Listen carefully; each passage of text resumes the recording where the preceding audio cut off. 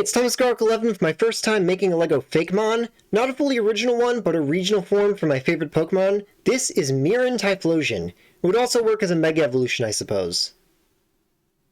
With the remake of Xenoblade X and how it's so incredibly immersive with its alien world and monsters, I got a random thought of, I wonder what some Pokemon would look like if they were in the style of Xenoblade X monsters.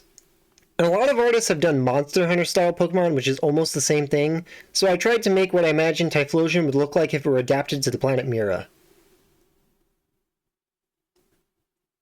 So this uses the same base build as my regular Typhlosion, but I added more pieces to give it longer, more rugged looking fur, like on the back here and on the arms. Added fur lines to give it more of a heavily detailed X and Monster Hunter style, and gave it more animal-like dark eyes as opposed to the human-like eyes of normal Typhlosion. Also some more teeth too to give it more of a bestial look.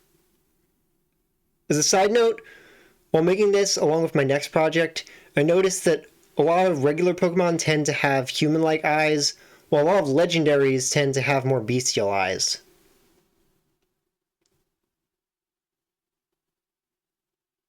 I also came up with a few lore details about Miran Typhlosion as well as stats. A Quilava aboard the white whale that evolved after some time on Mira. Adapting to the alien environment made it far stronger and faster to better survive against the more vicious wildlife.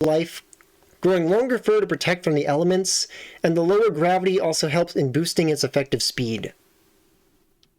It retained its heat vents from Quilava in addition to gaining the neck vents of a regular Typhlosion for increased heat output, and prefers staying quadrupedal like its previous form.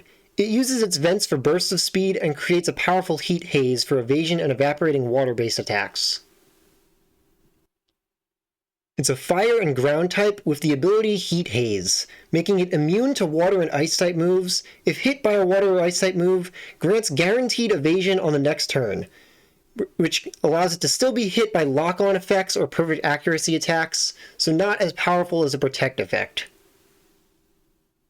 And then here it is compared to regular Typhlosion, which I have a whole video on itself, as well as Cyndaquil, Quilava, and Hisuian Typhlosion if you want to see those.